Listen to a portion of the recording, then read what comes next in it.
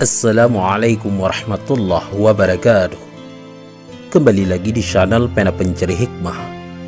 Kali ini kita akan bahas saat malaikat Jibril menjejali mulut Fir'aun dengan tanah.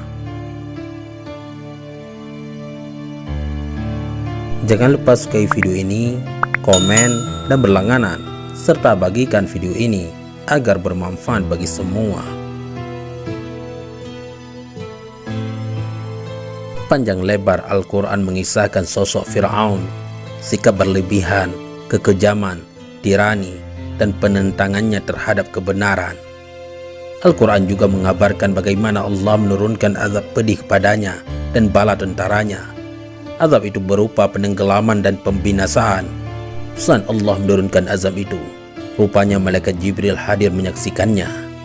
Karenanya, penghulu para malaikat itu mengisahkan kepada Nabi SAW bahwa sewaktu Fir'aun ditenggelamkan dan mengucapkan, "Aku beriman bahwa tiada Tuhan selain yang diimani oleh kaum Bani Israel." Dirinya langsung memasukkan tanah dari dasar lautan ke dalam mulut Fir'aun. Tujuannya agar raja kejam itu tidak mengucapkan kalimat tauhid La ilaha illallah. Sebab jika mengucapkannya, Fir'aun takut diliputi rahmat Allah dan taubatnya diterima. Hal tersebut sebagaimana yang diriwayatkan oleh At-Tirmizi dari Ibnu Abbas. Dalam riwayat tersebut Nabi SAW menuturkan, "Lamma aghraqallahu Fir'auna qala, amantu annahu la ilaha illa alladhi amanat bihi banu Israila. Faqala Jibrilu, ya Muhammadu, falau ra'aitani wa ana akhudhu min halil bahri fa'adussuhu fi fihi makhafata an tudarikahu rahmah." Sewaktu Allah menenggelamkan Fir'aun, ia mengucapkan, "Aku beriman bahwa tiada Tuhan kecuali yang diimani kaum Bani Israel." Kemudian malaikat Jibril berkata kepada Rasulullah SAW, "Wahai Muhammad, seandainya engkau melihatku, kala itu aku mengambil tanah hitam dari dasar lautan, lalu memasukkannya ke dalam mulut Fir'aun karena takut ia diliputi oleh rahman." Dalam riwayat lain disebutkan, "Anna Jibril ja'ala yadussu fi Fir'aun at-tina khasyata ayyakula la ilaha illallah fayarhamahullah atau khasyata ayyarhamahullah." Sesungguhnya malaikat Jibril memasukkan tanah ke dalam mulut Fir'aun karena takut Fir'aun mengucapkan la ilaha illallah, atau Jibril takut Allah merahmatinya. Sahabat Pena Pencari Hikmah, berdasarkan riwayat tersebut, apa yang dilakukan malaikat Jibril sejatinya ekspresi kekesalannya terhadap sosok yang melampaui batas dalam berbuat kekufuran dan kerusakan, memerangi ajaran tauhid, dan memfitnah orang-orang beriman. Mengapa malaikat Jibril tak menginginkan Allah merahmati dan mengampuni Fir'aun?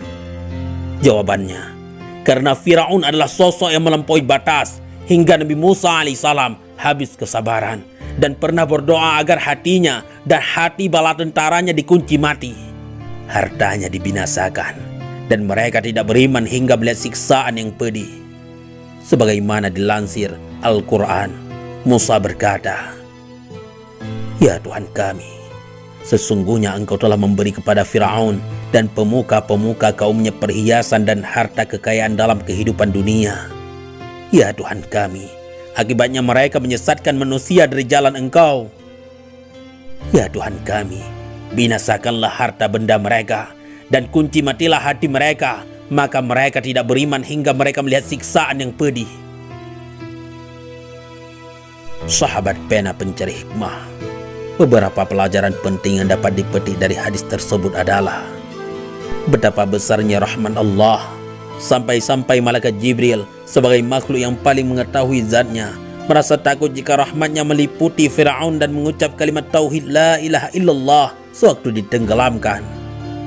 Betapa besarnya keutamaan kalimat tauhid sehingga malaikat Jibril pun takut Allah merahmati Fir'aun yang kufur berkat kalimat tersebut.